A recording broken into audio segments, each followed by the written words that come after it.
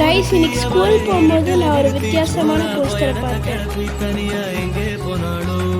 அப்படி காணாம போயிருக்க பிங்கி எங்க தான் இருக்கும்னு யோசிச்சு பார்த்தேன்.